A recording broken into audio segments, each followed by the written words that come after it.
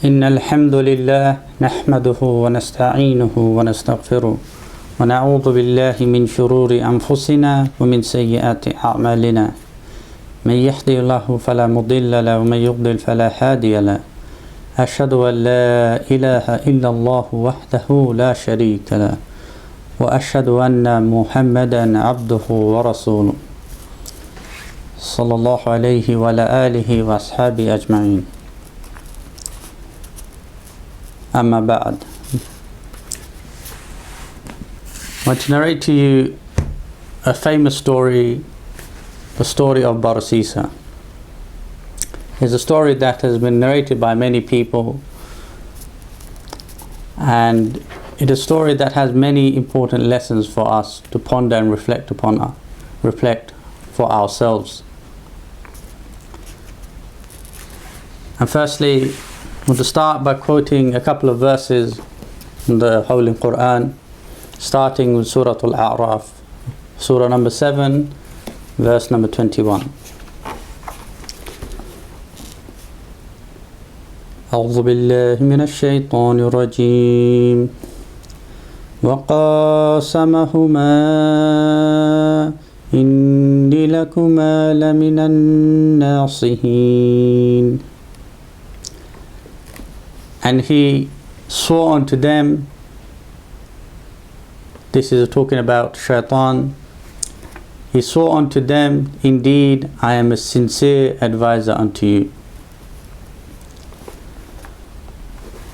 And Allah SWT mentioned in another verse in Surah Al-Hashr, Surah number 59, verse number 16. أعوذ بالله من الشيطان الرجيم كمثل الشيطان إذ قال للإنسان اكفر فلما كفر قال إني بريء منك إني أخاف الله رب العالمين. And in this verse, Allah says that like Shaitan, when he says to man, disbelief in Allah, and when man he disbelieves in Allah, Shaitan says, I am free of you. I fear Allah, the Lord of the Alameen, all of creation. And we'll see inshallah how these verses are relevant as we go through this story of Barsisa.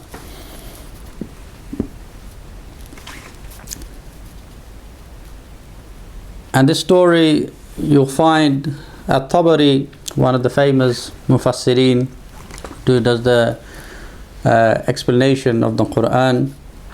He mentions that Abdullah ibn Masud, the famous Sahabi, radiallahu an, that he gave the interpretation of this verse, Surah Hashr, Surah 59, verse 16, that when Shaitan says to man, disbelieve in Allah, and when he disbelieves in Allah, Shaitan says, I am free of you and I fear Allah, Lord of the Alameen. That's referring to this person called Barsisa, who was a abid, a great worshipper of his time, but Shaitan, he deceived him. And we'll see inshallah how he managed to do this. And this story, it has many different narrations, many different aspects of this story. And one of the famous people from the Tabi'in, someone by the name of Wahab ibn Munabbi, he related this story, and he used to relate stories from the people of the book. Now, one of the things of narrating the stories from the people of the book and what in the Bible and the Torah, what they say, one of the things, approach we should take is that anything that the Quran confirms, the Quran and Sunnah confirms, then we can say that is haqq. And anything that they have that opposes the Quran and Sunnah, then we can say this is false. And there are some things that in Islam that they have written in their books that we can neither confirm or deny. So the approach we should take with these is that we do not accept it, neither do we deny it.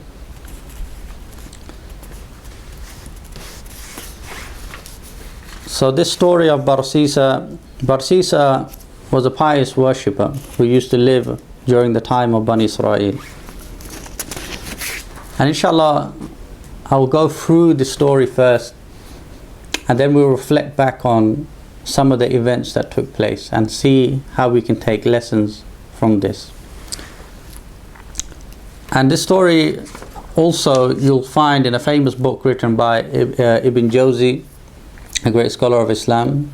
And this is a different person from Ibn Qayyim al-Jawziyah. So Ibn Jawzi, he wrote a famous book called Talbis Iblis, The Devil's Deception. And it's a very, very good book. I encourage everyone to find it and have a read. And he mentioned this story in this book of Barsisa. So inshallah, to begin, and this narration that I'm mentioning from Wahab ibn Munabbih, it goes as follows. There was a pious worshipper of the tribe of Bani Israaeel. He was the most pious person of his time. And during his time there were 3 brothers who had a sister, and she was a virgin, and they had no sister other than her. And they were all about to leave the town to go to war, go to fight in the path of Allah.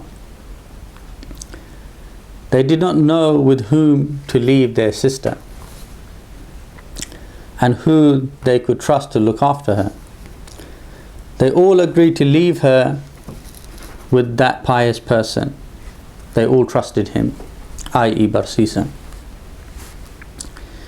They went to him and asked if they could leave her with him, and she would be in the building next to him until they returned from fighting. He refused their request, and he sought refuge in Allah from them and their sister. They persisted until he finally acquiesced. It means like someone who reluctantly accepted something but kind of protesting against it. He said, "Put her in the house next to my place of worship."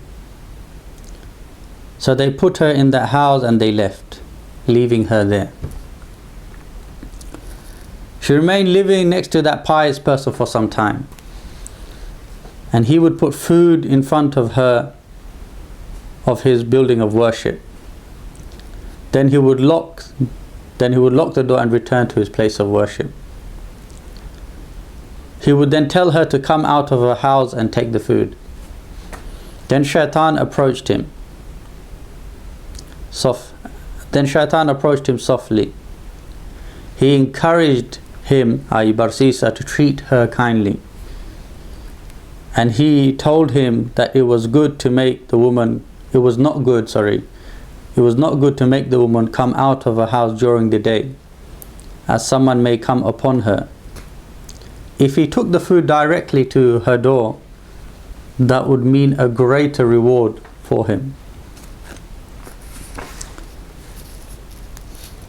So he continued for some time to go to her door and place the food in front of her door without speaking to her. Then Iblis came again and he encouraged him to do good deed and get more reward. He said, if you took her the food and placed it in front of her house, you would get a greater reward. And he continued, i.e. Shaitan, he continued to encourage him, so he started to take the food into her house. And he continued like that for some time. Then Iblis, he came again and again, encouraged him to do good deeds. And he said, if you talk to her for a while she will be put at ease by your conversation. And she in that state of fear and she's all alone, he then started to talk to her from the top of his place of worship.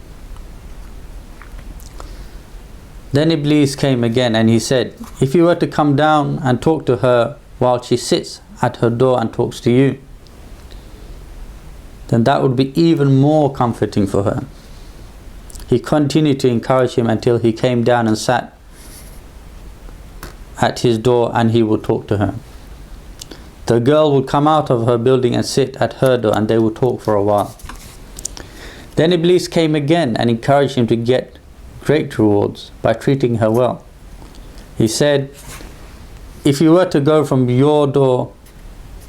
door of your place of worship and sit close to her door, that would be even more comforting for her. And he continued exhorting him, encouraging, pushing him, until he did so. He continued that act for a while, then Iblis came again. This time he said, if you enter her house and talk to her,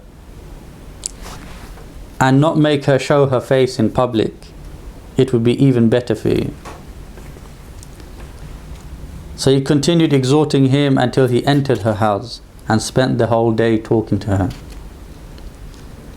Then when the night fell, he returned to his place of worship. Then Iblis came to him after and continued to make her more appealing to him, until the worshipper got up, Barsisa. He got up and he kissed her. Then Iblis continued to make her look nice in his eyes and desire her until he finally had sexual relationship with her, i.e. committed zina. She got pregnant and she gave birth to a boy.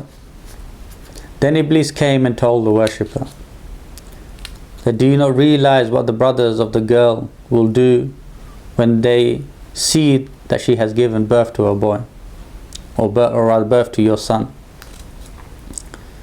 You will not be safe, and when your matter becomes clear, becomes known to the people. So Shaitan, he said to Barsisa that you should go to the boy and kill him and bury it. That way you can conceal your affair, and they will not do anything to you for what you did to her. Then he said to him, Shaitan, he said to Barsisa, do you think that she will conceal from her brothers what you did to her and the killing of her son? Take her, kill her, and bury her with her son. And he continued spurring him on until he killed her and threw her in the ditch with her son. Then he put a large rock over them and he leveled it. Then he returned to his place of worship and worshipped therein. He stayed in that state for as long as Allah willed, until the brothers came back from fighting. They came to him and asked him about their sister. And he mourned her loss and he started to cry. He said, she was the best of women, and that is her grave. The brothers came to the grave, cried over their sister, and asked Allah to have mercy on her. They stayed at her grave for a few days and then went on to their families. When the night overtook them and they went to their bed, Shaitan came to them in their sleep in the form of a traveler. He started with the eldest and asked him about their sister. Shaitan told him that the pious man had lied. He said, he did not tell you the truth about your sister. He got her pregnant and she had his son, and then he killed and buried her out of fear of you. Then he threw them in a ditch he dug behind the door of the house she was staying in, to the right of the entrance. Go and enter the house in which she stayed, and on the right of the entrance you'll find everything I told you about. Then he went to the middle brother, Shaitan, in the middle brother's dream. Then he went to the middle brother and he did the same. Then he went to the youngest brother and he did the same. Then when they woke, they were all surprised at what they had seen. When they met each other, they all said, I saw an amazing thing last night. And they informed each other of what they had seen. The eldest brother, he said, the dream has nothing to it, so just ignore it. The youngest brother, he said, I will not leave it until I go and look at that place. They all went until they reached the door of that place where their sister had stayed. They opened the door and looked for the place that was described to them in their dreams. They found their sister and her son buried in a ditch, as they were told. They asked the worshipper about it, and he confirmed what Iblis had told them. They then took him and were about to crucify him. And when they had him on the wooden cross, Shaitan said to him, you know that I am your companion, who tempted you by this woman until you got her pregnant, and you killed her and her son. So if you obey me today and deny Allah, who formed you and shaped you, I will rescue you from this predicament, i.e. this situation you find yourself in. The worshipper, he denied Allah. So, and when he denied Allah, Shaitan left from being between him and the others, and they were able to crucify him. And many scholars, they narrate this story in the commentary of the verse in Surah Al-Hashr, so the Surah 59 verse 16. Inshallah, we'll just recap on this verse. أعوذ بالله من الشيطان الرجيم كمثل الشيطان إذ قال للإنسان اكفر فلما كفر قال إني بريء منك إني أخاف الله رب العالمين. Like Shaitan, when he says to man, disbelief in Allah. And when he disbelieves in Allah, Shaitan says, I am free of you. Meaning I have nothing to do with what you did. I'm free from your action. I am free of you. I fear Allah, the Lord of the Alameen, all of creation.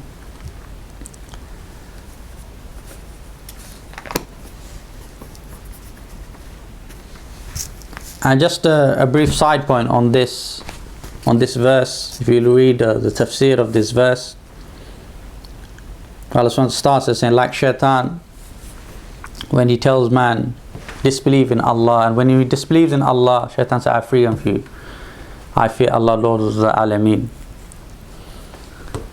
In the tafsir, if you look at this verse, the Munafiq, Abdullah ibn Ubay ibn Salul, this verse talking about how he said to a Jewish tribe in Medina, Banu Qaynuqa, that if they were expelled from Medina, that he would go with them. And obviously when they were expelled, he didn't go. And that is the nature of the Munafiqeen, that they do not keep their promise. And that is one of the signs of nifaq. So in the same way, how this is related to this verse, you see Shaitan, he makes a promise. And then when it makes people commit kufr, disbelief in Allah, and then Shaitan, he disassociates himself from them. So Shaitan, obviously, he is the enemy.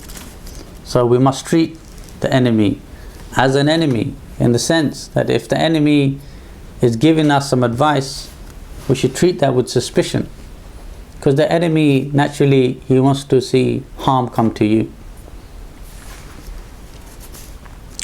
Now, inshallah, we'll reflect upon some of the points of this story. So going back to the beginning of the story, point number 1, Shaitan, he deliberately targets Barsisa. Now first let's ask why. Why is that the case? Why did Shaitan deliberately pick out Barsisa in order to try and corrupt him?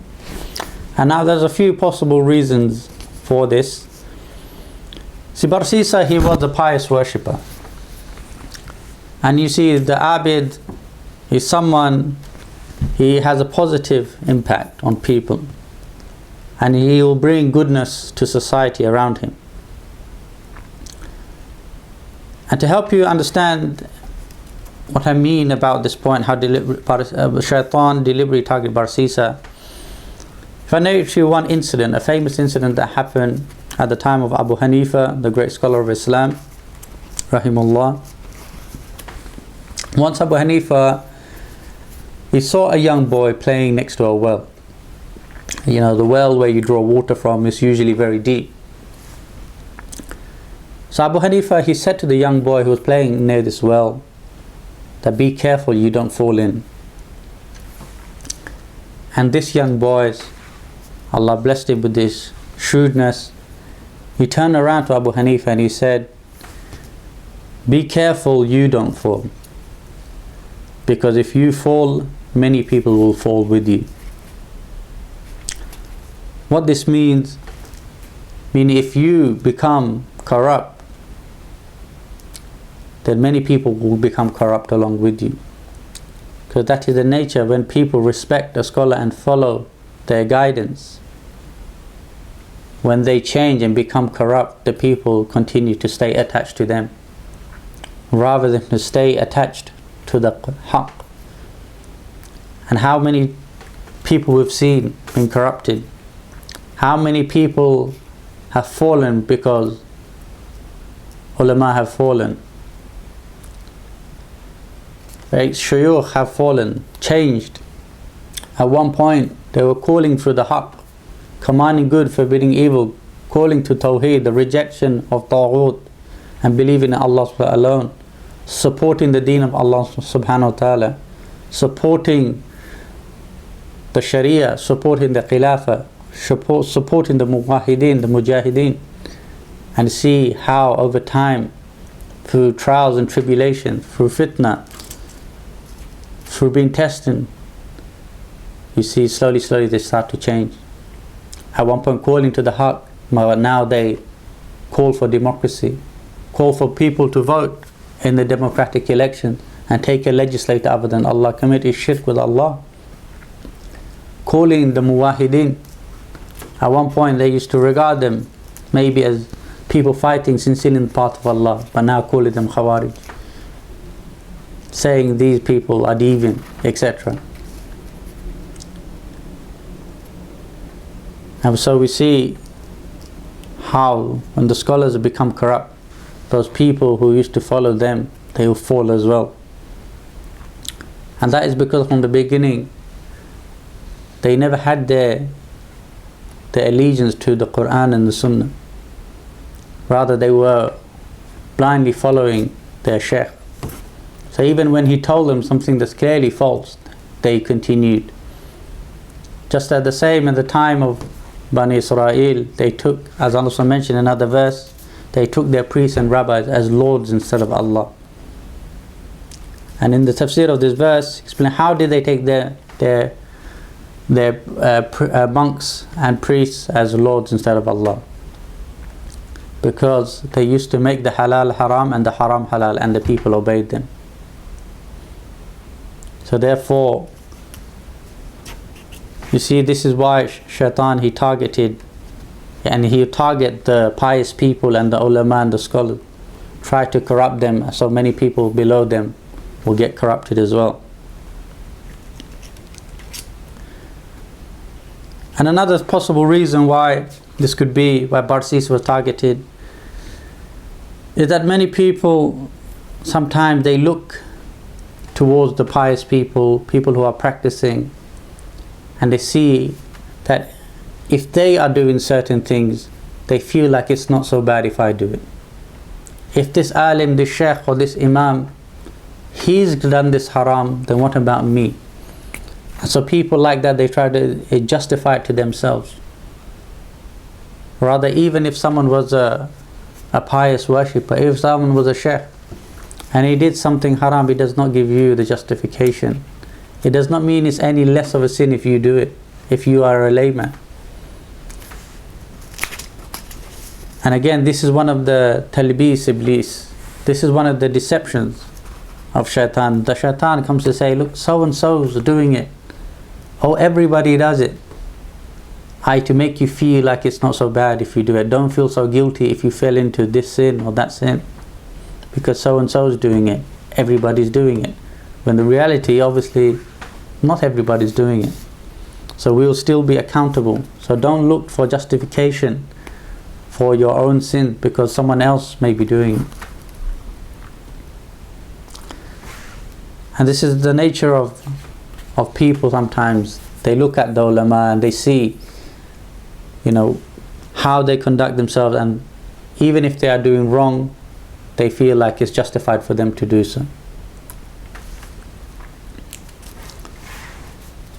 The second point of the story is the first people in the story to be tricked, in fact, were the brothers, the three brothers of the girl, their sister. And how this is the case? Well, if you think about it for one moment, imagine you had two brothers, and you had a sister. You had to go fight in the path of Allah, and you needed someone to look after your sister. Would you seriously contemplate leaving your sister with the imam of the local masjid? That thought probably would not even cross your mind. Why would you leave your sister with the imam of the local masjid, for example? So obviously shaitan came to the brothers and suggested, look, the best person amongst you is Barsisa. If someone else looked after your sister, they might violate her. So Barsisa is the best man for the job.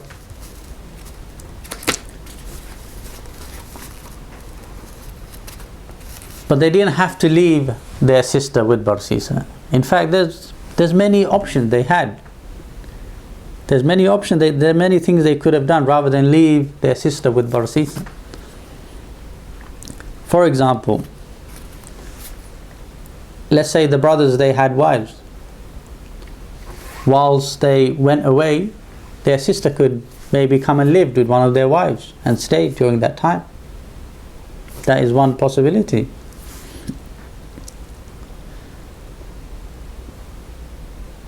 Another possibility, they could have left her with plenty of provisions.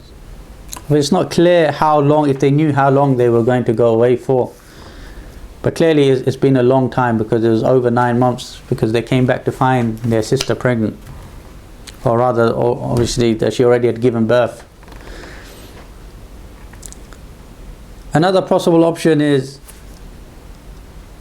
they could have got another Muslim to go who was married and had a wife. That person could have gone with his wife and to visit the sister and bring provisions for her. So the brother, he could have dropped his wife to her and bring her provisions and anything she needed. So this is another thing that could have been done. She could have lived with a widow, lived with another woman, maybe a woman whose husband has also gone away. But in fact, there is a solution even better than this. And it's a very simple solution. It's the best solution, in fact. What could they have done? Well, if Barsisa, they already knew, was the best amongst them, a pious person, and their sister was mature, why didn't they just marry her off to Barsisa? That would have been the best solution. He could have taken care of her. Now you might be thinking, well, it's a bit short notice. No. You don't need to have 6 months, wait 6 months to get married. 6 months engagement and another 6 months to get married. Someone could even get married on the day. If you remember the famous story when Musa alayhi salam, when he fled and he helped the two sisters, obviously they went back and told their father about Musa alayhi salam. Obviously their father asked him to be bought. And subhanAllah, the father of the two girls, he offered him a job, and he offered him a daughter, one of the daughters that he had in marriage. Because the man, he knew this was a good man. This was a man of God-fearing, a trustworthy man. Today, sadly, we've made the nikah very complicated, very expensive. We've delayed our youth. We see now people getting married at later ages. And it may be in our parents' and our grandparents' generation where people used to get married young.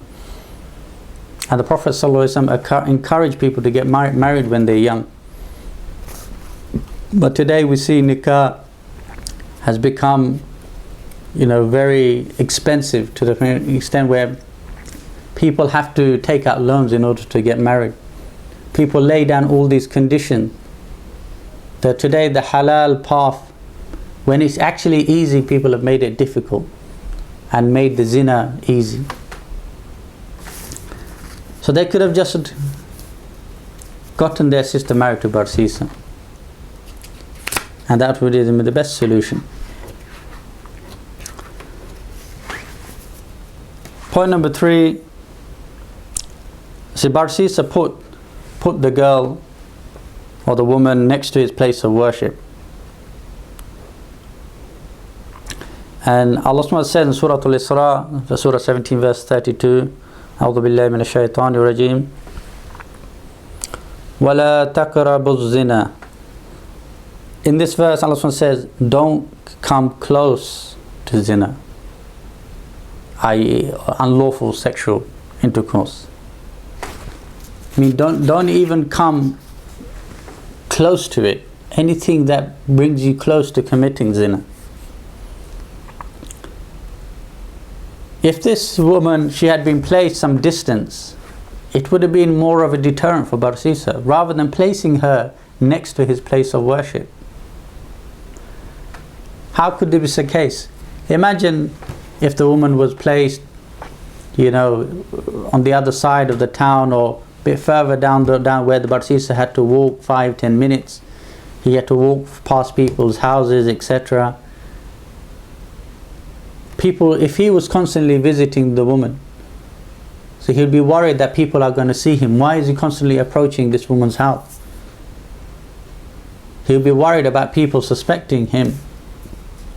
Why? People know that this woman, her brothers have gone away, she's alone in this room. Why? If they see him visiting late at night, they will get suspicious. So by placing her a bit more distance away from her, it will have more of a deterrent for him. But obviously he placed her next to his house. And Allah subhanahu wa ta'ala says in that verse I quoted, don't come close to zina. I mean, don't put yourself in a situation you're coming close to the haram. Because the closer you come to it, the more likely you to fall into it. Don't walk close to the edge of the cliff. The closer you walk to the edge of the cliff, the more chance you risk yourself falling over. And on this point, I remember one of my teachers, he mentioned that, and just to emphasize this point, that if a brothel, a place where prostitution takes place, if it opens up next to you, that you must either force them to close down, or you must yourself move away from there. It's not allowed for you to remain living next door to the brothel. And that is part of the reason, one of the reasons why that is the case, because you're close to coming to the haram. Living next door to such a place of such munkarat, such evil, you risk yourself falling into this. So if you cannot force them to close, then you yourself must move away. Cannot be living next to such door to such an evil place. And in fact, in London here, there's a name of a place called Soho. It's a place full of all kinds of evil there. All kinds of avenues of zina there. And I heard of a case, there is in fact a masjid, believe it or not, in that place. Now I heard this many years ago. I don't know if the masjid is still there, but there was a masjid, and it was in fact next door to a strip club.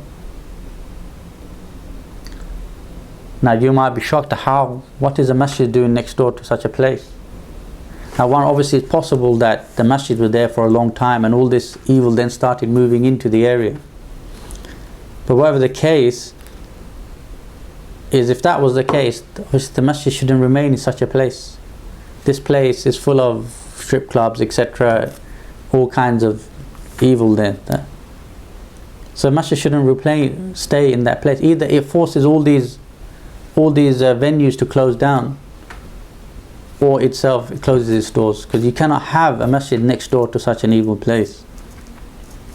And I remember this specifically because a long time ago someone was in Central London was searching for this masjid. Maybe they needed a place to pray, and they heard about this masjid in Soho.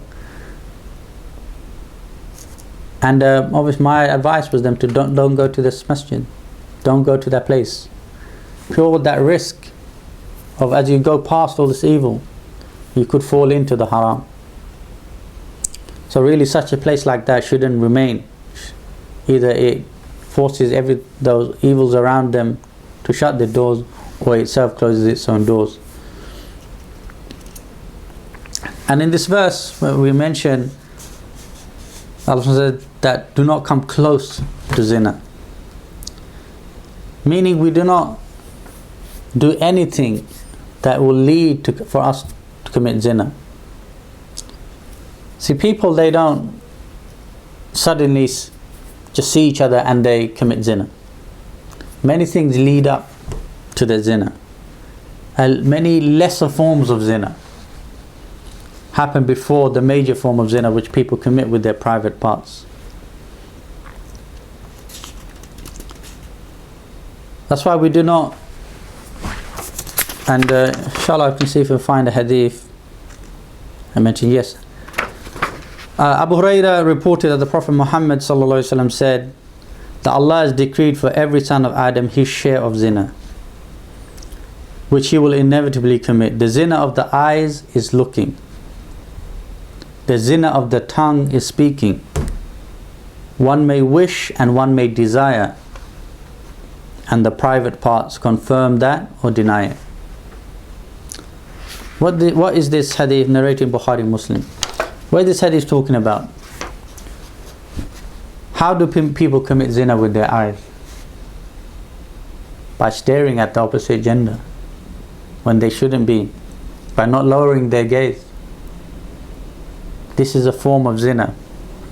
But it's just to clarify, it's not the type of zina that, will someone get lashed, like for the one who actually fornicates with their private parts. And obviously someone should ask forgiveness if they behave like this. So how people initially, it starts like this. People stare, they look at the opposite gender, and then when they should be lowering their gaze, they continue to stare and desire in their hearts. People commit zina with their tongue, speaking to the opposite gender when they have no permit to do so, flirting with the opposite gender, wishing and desiring for someone who is not lawful for them. And then we see eventually people commit zina by their private parts. How does it start? You see a woman, you approach her, how is she doing? Ask her, how is she doing? Let's go for some coffee, let's go for a movie,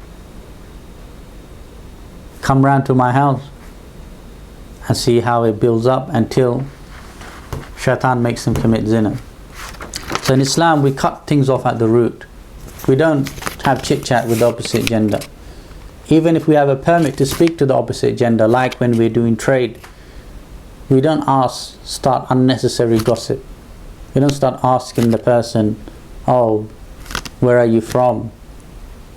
Oh, you look very nice in that jilbab. You look very nice, brother, in that thobe. We stick to the conversation, to the business. I need this product, etc. How much is it? We don't start wandering off from that conversation. And on this point, as meant, sometimes you might find a Muslim woman, she approaches when she's doing trade, her voice might be bit more straightforward, stern. It's not because she's being rude. Rather, she doesn't want to soften her voice, because it might arouse some desire in the man. And the woman should be like, she should not soften her voice.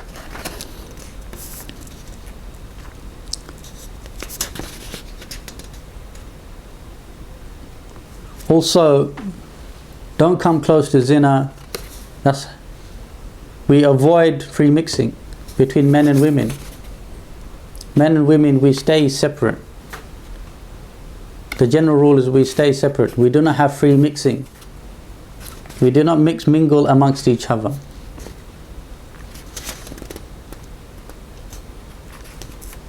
And also, don't come close to zina. Don't go into places of zina. Don't go places of haram. And don't go into places, don't even come close to places where you'll of any haram, in fact. So avoid any place or where Allah subhanahu wa ta'ala is being disobeyed.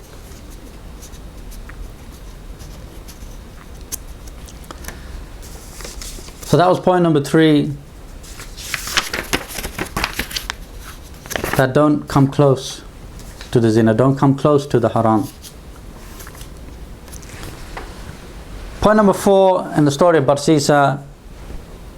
Notice how Barsisa immediately refused when the brothers asked for him to look after the sister. Because Barsisa immediately he knew the danger. He knew the risk of looking after this young woman, risk that he was risking himself of falling into zina. So he immediately refused. And that's why sometimes, and obviously the brothers, they were pushing him and continued to pressurize him, and he succumbed to that pressure. Rather, Barsisa, he should have obviously remained steadfast, and he continued and refused. And this is why, my dear Muslims, sometimes people will constantly apply pressure and push you to do something that's forbidden. But you must remain steadfast and say that you cannot do it. Refuse to engage in any act of disobedience, no matter how much pressure someone puts you or how much they encourage you.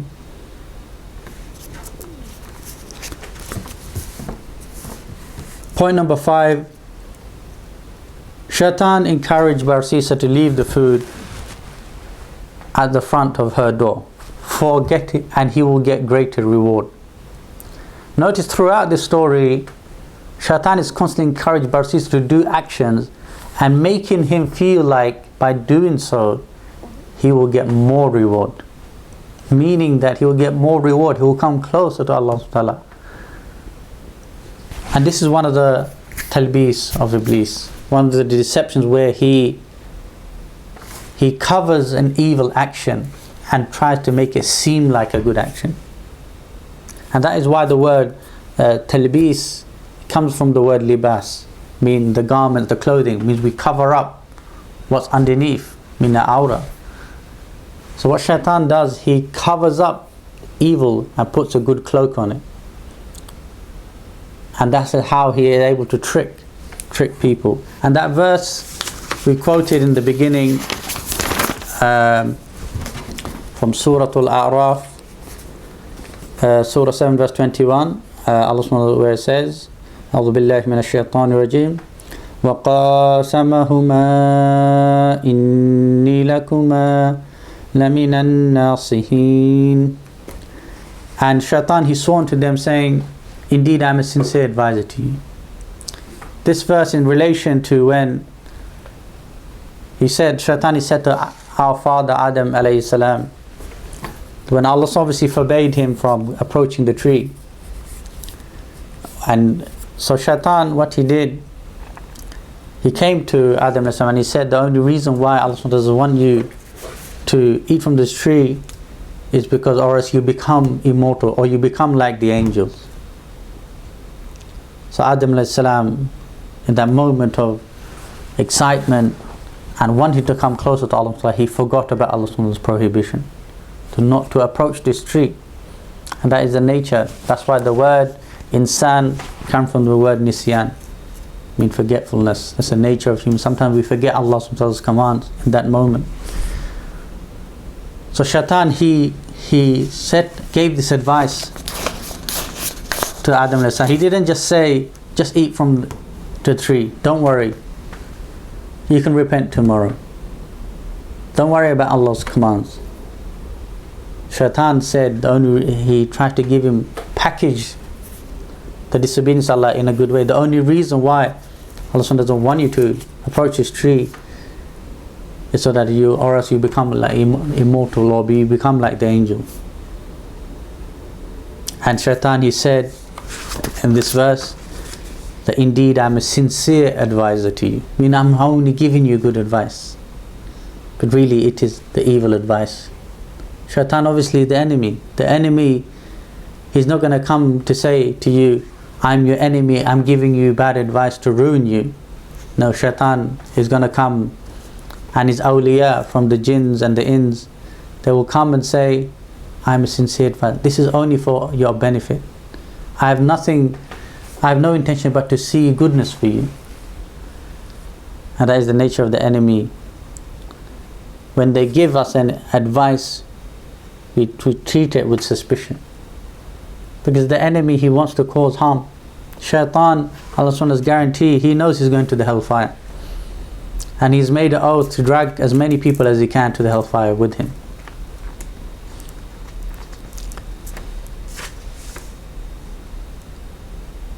And this is one of the ways of Shaitan. See, he packaged a lot of the stuff that Barsisa was doing as if Barsisa is thinking, I'm going to get more good deeds. If I speak to her, if I go to her house and keep her company, she's all alone, I'm going to get more reward. I'm comforting her. Her brothers have gone away, she's feeling alone. And this is one of the talbis of Iblis. Many people, they do actions, but Shaitan, he packages it. He covers up the evil, making people think they are in fact doing a good deed when in fact they are doing something evil.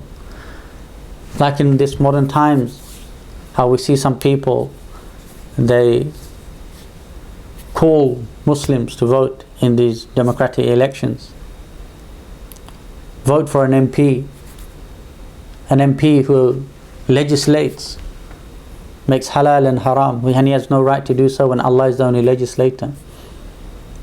And there are people who are calling the Muslims to go and vote and commit shirk, associate partners with Allah by voting in these democratic elections. And Shaitan, he packages it, say, look, this is a good deed, this is commanding good and forbidding evil, this is warding off the harm. Subhanallah. Committing shirk with Allah and becoming a mushrik, is that maslahah? Is that warding off the harm, or is that committing the greatest harm? So you see, many people, they've been deceived like this. We see how many people they try to use democracy. Shaitan has suggested to them that we can bring about honor and victory for the Muslims. We need to join the parliaments, we need to have influence, and then slowly we'll become to a position of strength. Slowly we'll bring about the authority for the Muslims and implement the Sharia. We go through democracy, even though history itself has shown us that democracy is not the solution for the Muslims. Democracy is a deen other than Islam. Democracy where human beings, they legislate laws, and the right of legislation is for none but Allah. We saw in the past how democracy has failed, but yet again people will still continue to call for this falsehood. And Allah subhanahu wa ta'ala will never allow for His deen to prevail, for Tawheed to prevail via the shirk. So on that point, always ask yourself, before any thought or idea comes into your mind to do any action, always ask yourself, is this action lawful?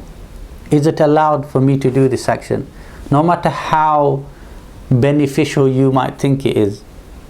If that action contradicts the Quran and the Sunnah, that is not beneficial. Disobeying Allah subhanahu wa ta'ala is not beneficial. And one of the way shaitan will whisper and he'll suggest doing things that initially might seem like a good idea, but in fact they are evil coated. They are coated with a good cloak.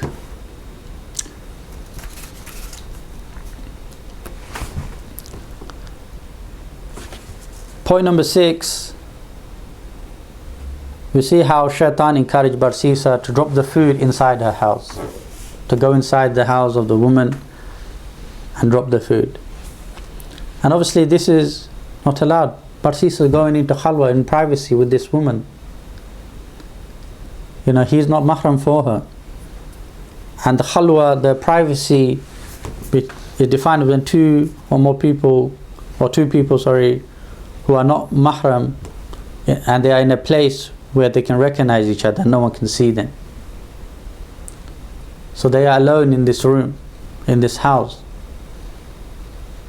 And the Prophet Muhammad ﷺ said, no man is alone with a woman, but shaitan is the third one present. The moment they become alone together, obviously shaitan will incite, will create desire, and one thing will lead to another. Before you know it, people have fallen into zina. So that's why in Islam we cut things off at the root. We do not put ourselves in khalwa with a foreign woman, a woman who is not lawful for us. She's not our mother or our sister or our wife. So we shouldn't be alone with some random woman, or for a woman to be with some random man. And this prohibition of not being in khalwa, it not just applies to the layman, it applies to everyone. Even if you're an alim, even if you're a scholar, even if you're imam. And this is another talbis of Iblis, that he'll make people think, you're a man of such good character, such good deed. Your iman is so strong. It's okay if you are alone with a woman. You'll be able to resist any temptation.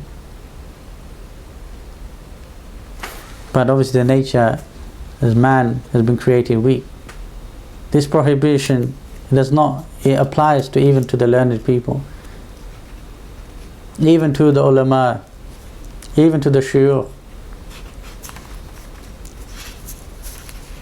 So prevention is better than cure. Point number 7, shaitan encourages Barsisa to start talking to her. Obviously shaitan, he comes from the angle that look, she's all alone, she's feeling lonely, she's the damsel in distress, her brothers have gone away, so just speak to her, keep her company. It seems like initially, rationally, it seems like a good idea. How many times thoughts of ideas have come into our head? It initially seems like good, but then when you assess it, you realize, subhanAllah, sometimes you could even tell that idea that just crossed my mind has only come from shaitan. But you can clearly see that is not lawful. The Sharia does not permit me to do this.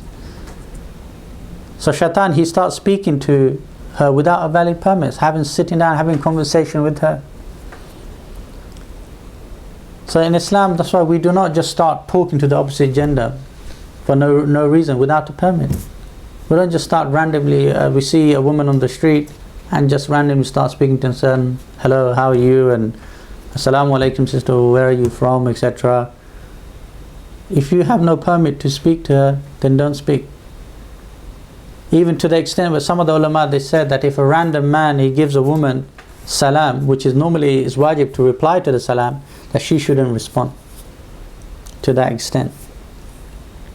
So we don't chit chat with the opposite gender. Obviously there's sometimes where there's a permit for a man to speak, like when people are doing trade, like when maybe a person needs to see a doctor of the opposite gender, they can have they could speak to each other. Obviously, for a woman, if there's no male doctor available, etc., and she, is an urgent need, then she can. So, but don't just randomly start having conversation with the opposite gender.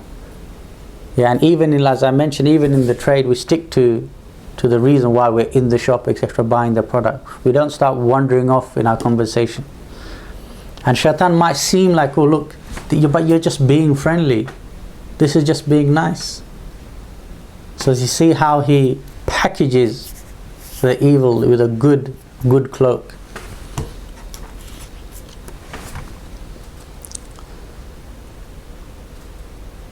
Point number 8.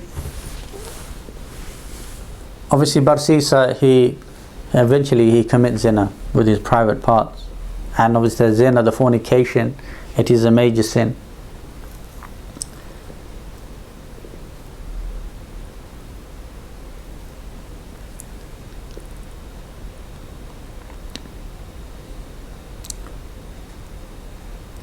Now on this point,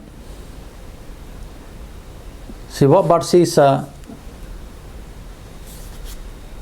he could have admitted, when the brothers came back, he could have admitted that obviously he committed zina with their sister. But Barsisa, to hide that evil that he did, what happened? To save his reputation, he committed another major sin, which is murder, murdering the child.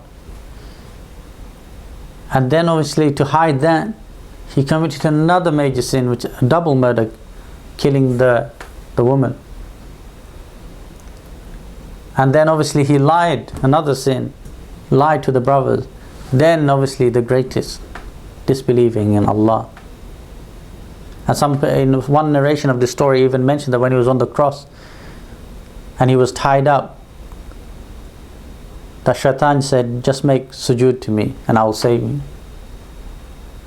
And he made sujood, Barsisa made sujood, and then he was killed and he died upon the shirk. So you see, had Barsisa accepted that he had fallen into this sin, and yes, he would have got some punishment, but he could have repented. He could have lived the rest of his life, repenting to Allah and doing good deeds, and died eventually as a Muslim. But because for the sake of protecting his reputation, what will the people think when the great Barsisa, the great worshipper, was known amongst the people, he's fallen into this sin. But you see, for the sake of protecting his reputation, how shaitan has led him. And that is why how many people we see, for the sake of protecting their reputation, have fallen deeper and deeper into darkness, digging themselves a deeper and deeper hole. Rather, Barsisa should have accepted that shaitan had tricked him, and he should have obviously repented and continued to live,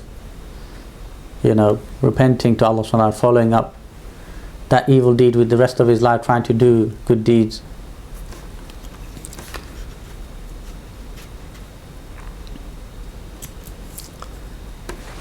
Point number 9, don't dig for yourself a deeper hole. See, for the sake of covering the zina, he committed murder, then he committed double murder, then he lied, and then he uttered kufr.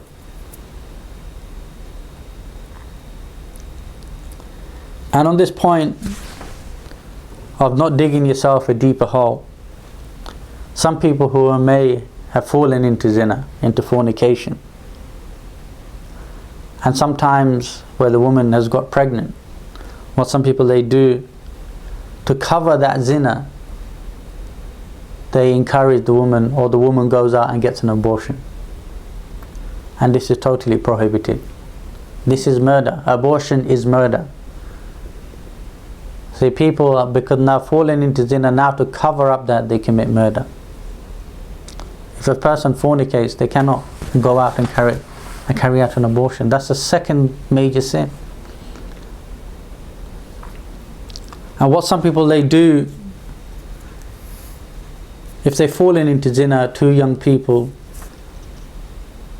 some people they think, well, let's quickly get married. And that way we can somehow cover and hide the fact that they did commit zina. So if the woman immediately finds out she's pregnant, so if she gets married quickly, then 8 months, 9 months down the line when she delivers, people will just assume that she got pregnant straight away after she got married. But really the ruling on this matter is a woman who's pregnant, she cannot engage in a marriage contract. You cannot engage in a marriage contract. She has to wait until after the baby has been delivered. And that child itself, obviously that child is not attributed from zina and not attributed to the father. And in fact, even that child is not attributed to the mother. She only becomes the mother of that child if she ends up breastfeeding that child. And she becomes mother via breastfeeding. And you can forget all this stuff they say about biologically, etc. In the Sharia, we don't follow this biologically, he's the father, so therefore he's the father. If that child is born out of zina, that man will not become the child's father. So the zina, the fornication, it leads to many evils and corruption, many of society, of families, etc.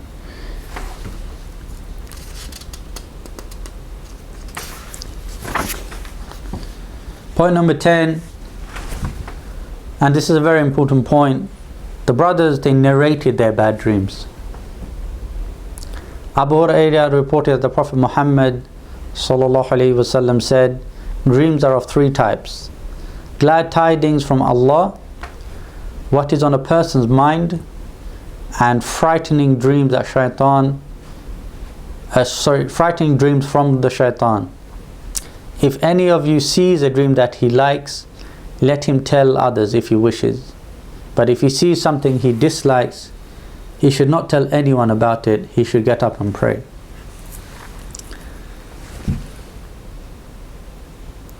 Now the point on this point, the brothers narrated the bad dreams. Obviously, in Islam we're discouraged to share bad dreams. If the brothers, Shaitan had obviously come to them in their dreams and told them about where their sister was buried and what happened, if they had just kept their bad dream to themselves, then perhaps what happened to Barsisa would not have come out. Yes, obviously they cannot bring their sister back, but they could accept it, and Barsisa, he could have gone to his grave with that sin, but he could have repented. He could have eventually died as a Muslim. But the brothers, you see, if you remember the story, the eldest brother, he advised that they should just ignore this dream. But it was the youngest one that was still who wanted to follow up this dream. So that's why the general rule is we should not narrate bad dreams. And one of the things that will make with this is it will make people worry unnecessarily. And I'll give the advice on my own self when I made this mistake. And once I asked a sheikh who used to do dream interpretation. And the dream that I had was that a relative I saw, in the dream she wasn't wearing her headscarf, her khimar. Now the interpretation of the dream the sheikh he gave was that she's losing her deen. So obviously, naturally, someone will make someone worry. And alhamdulillah, one of the things with the dream interpretation is it's a matter of ijtihad. It's an educated guess, obviously based on their evidences and knowledge. But it's still, does not, if someone gives interpretation, it does not mean this is exactly what this dream means. This is exactly what's going to happen.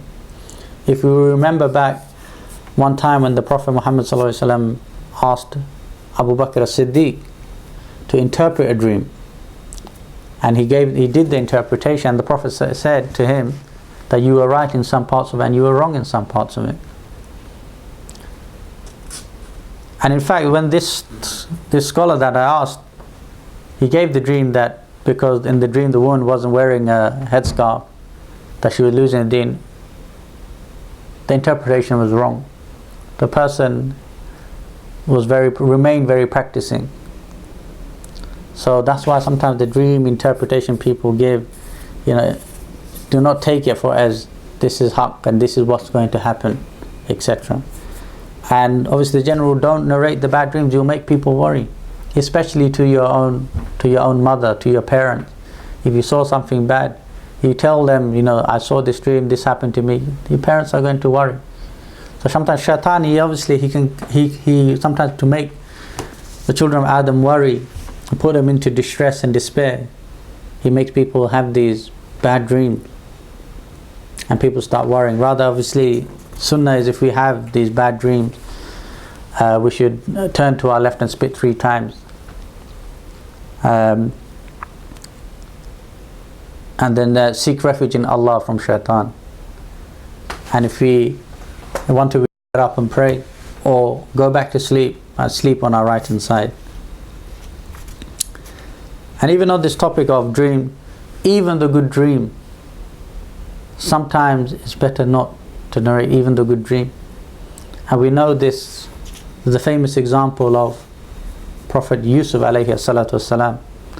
Remember the dream he had of the sun and the moon and the 11 stars making sujood to him? And he went and told his father, Yaqub alayhi salam. And what did his father turn around and say to him?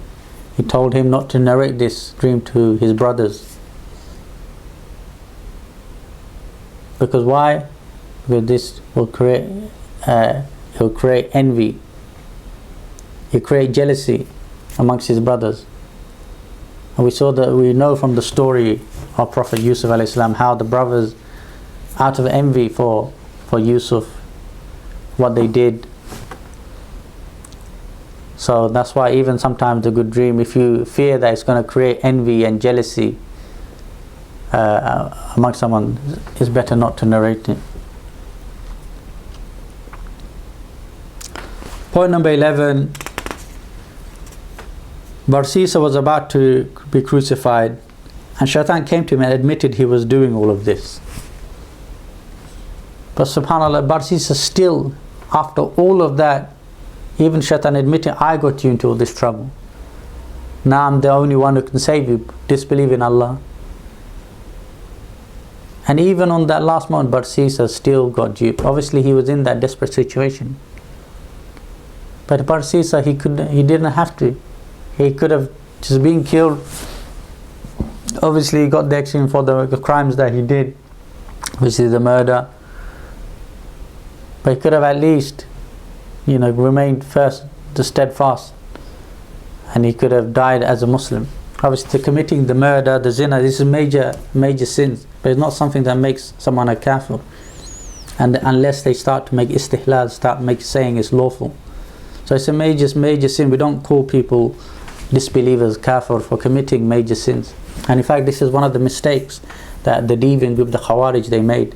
They used to declare people as disbelievers, call them kafir if they commit major sins. If they, for example, if they commit zina, if they stole, if they lied, you see, even if they commit murder. Because the Khawarij, they didn't have this concept of kufr akbar and kufr asghar, like how we classify. So even on that last moment, shaitan is still tricked Barsisa. And that's why in the verse Surah 59, Surah Al-Hashr, verse 16, Allah subhanahu wa ta'ala says, أعوذ بالله من الشيطان الرجيم كمثل الشيطان إذ قال الإنسان اكفر فلما كفر قال إني بريء منك إني أخاف الله رب العالمين. That like shaitan, he says to man, disbelieve in Allah. And when he disbelieves in Allah, shaitan says, I am free of you, I fear Allah, the Lord of the Alameen. And that's the nature when shaitan gets you committed, the kufr and shirk. That's it, he's done his job. Now I'm free from you. And don't say, shaitan made me do it. Shaitan cannot make us do anything. Shaitan can whisper to us, say, suggest this and do this. But we must ourselves remain steadfast and reject those whispers. And this is the thing, many people, they justify doing the haram. Say, oh, shaitan tempted me and shaitan made me do it. So therefore I'm not accountable. Rather, we are accountable. Shaitan, obviously, he will whisper, he'll suggest things. But we must, remain steadfast and just stick to what the Quran Sunnah allows us to do.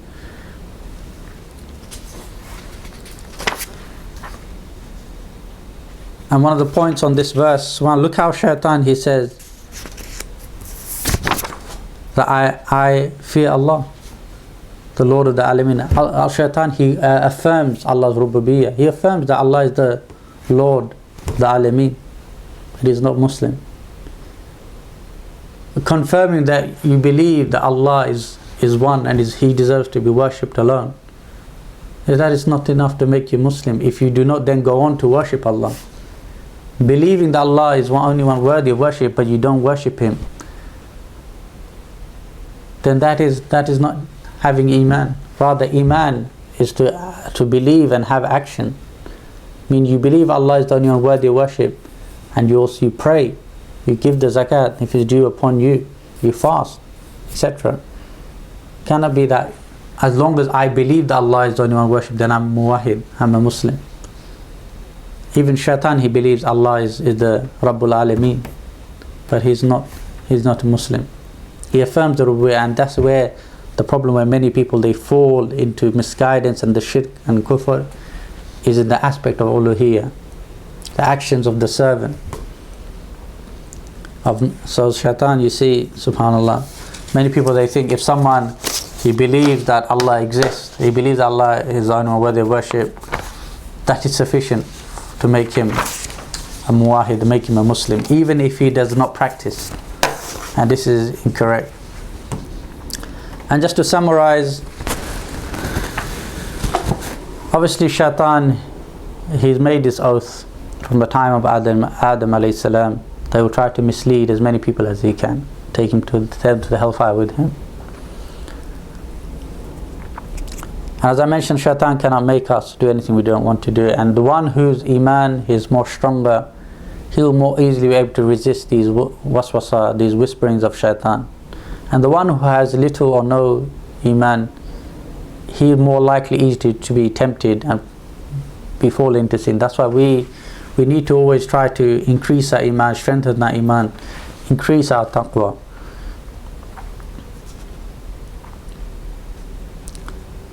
Another point of this story, we see how shaitan, he initially portrays evil actions with a good covering to make it seem like good.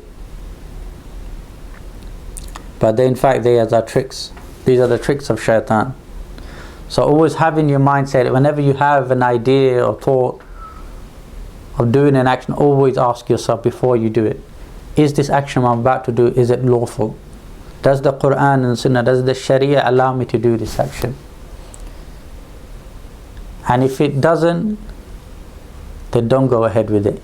No matter how beneficial you might think it is not beneficial to go against the Sharia, to go against the Quran and the Sunnah. Also on this point, on this story, do not look to any sin as minor. Another talbis of Iblis, he tries to portray sins, this is only a small sin, it's not so bad. See how shaitan, he builds up Barsisa, taking from the smaller sin, i.e. first, speaking to her without a permit, going inside her house, having khalwa, then kissing her, committing zina, building up, then committing murder, double murder, then committing kufr. So do not look at any sin as just small and it's irrelevant, it's minor. And there's one beautiful saying to emphasize this point from the great Sahabi Abdullah ibn Mas'ud radiyallahu anh. He said, at the time of the Prophet, we used to view sins as mountains over our heads, but you people today, you view them as pebbles. Verily the mountains are made from pebbles. You see that one sin, shaitan's going to, it's only a little sin, don't worry about it. and then it's another little sin, and another little sin, and before you know it, you got a huge mountain of sins. So really, I know in terms of classification, we classify things as minor sins and major sins, and kufr asghar, lesser kufr, and major kufr, as a way of helping the people to understand the rulings pertaining to certain things. But really, every sin we should see as a major thing, because every sin is an act of disobedience to Allah. Another thing to take away from the story, there's a principle that whatever leads to the haram becomes haram. So don't come close. Don't come close to anything that will make you fall in to haram, fall into disobedience. Stay far away from the places of disobedience. Stay far away from anything that will lead you to disobey Allah subhanahu wa ta'ala.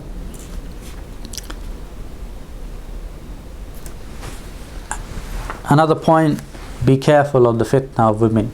Obviously Barsisa, he committed the zina and other stuff, but so did the woman. And the Prophet Muhammad ﷺ said, I have not left behind me any fitna, any trial or temptation more harmful to men than women. So we seek protection from Allah subhanahu wa ta'ala from the plots of shaitan, as well as his awliya, from the humans and the jinn. And if we have fallen into any sin, and we all commit mistakes, obviously remember that Allah subhanahu wa ta'ala forgives all sins. And one of the ways of how to make tawbah, make repentance from sin, firstly we should stop the sin. We should have regret. We should ask Allah for forgiveness. We should change our circumstance, meaning maybe it's a particular job that's making us commit sin, or a particular place that we're living in. Move away from that place, change that job. Actually make something so that you do not put yourself in that same environment. And the final thing is make sincere oath never to return to that sin again. And finally, I would like to end with this verse, a verse from the Quran. And my dear Muslims, I want you to remember this verse.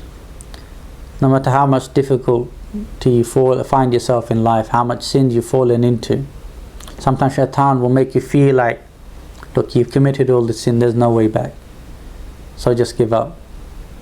This is a trick.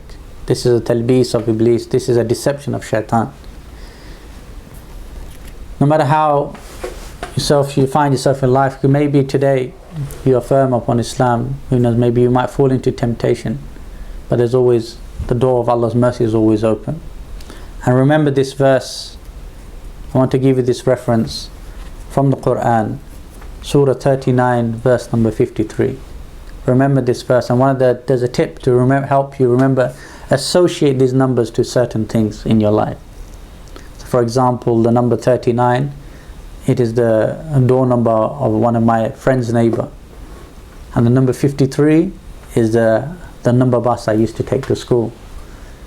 So that's the one way you associate. So number Surah 39, verse 53. If you feel you've fallen into sin and you fall in despair, open up the Quran and read this verse, because this verse, the Sahaba, the companions of the Prophet ﷺ used to say that no verse in the Quran gives us more hope than this verse. And what is this verse? This verse is Surah Al-Zumar, that's Surah number 39, verse 53. And what does Allah SWT say in this verse? أعوذ بالله من الشيطان الرجيم قل يا عبادي الذين أسرفوا على أنفسهم لا تقنطوا من رحمة الله إن الله يغفر الذنوب جميعا إنه هو الغفور الرحيم. Allah says in this verse that, O my slaves who have transgressed against themselves, and you wronged yourself when you've fallen into the disobedience of Allah, despair not in the mercy of Allah. Don't lose hope in the mercy of Allah. Verily Allah forgives all sins. Truly He is oft forgiving, most merciful. And if we read the tafsir of this verse, it's in fact about a man who had fallen not just into sin but into major kufr, and reverting, falling into disbelief. And this verse was revealed about him, giving him hope that you could repent and come back to Allah subhanahu wa ta'ala. So remember this, that Allah subhanahu wa ta'ala, He forgives all sin. Make tawbah to Allah subhanahu wa ta'ala and come back. Do not let shaitan trick you. If you've fallen into sin, do not let shaitan trick you a second time by not making repentance, by making you think that it's too late for you, there's no way back. So I hope you have benefited from the story of Barsisa, and may Allah subhanahu wa ta'ala allow us to take lesson, and may Allah subhanahu wa ta'ala protect us from falling into those same traps of shaitan. And may also forgive all of our sins and keep us steadfast upon Islam, and protect us from every act of disobedience, every kufr, every shirk. May Allah subhanahu wa ta'ala forgive us all and bring us back to His path. And may Allah subhanahu wa ta'ala unite all the Muslims upon the Quran and the Sunnah, give victory to Islam and the Muslims wherever they are. Assalamu alaikum wa rahmatullahi wa barakatuh.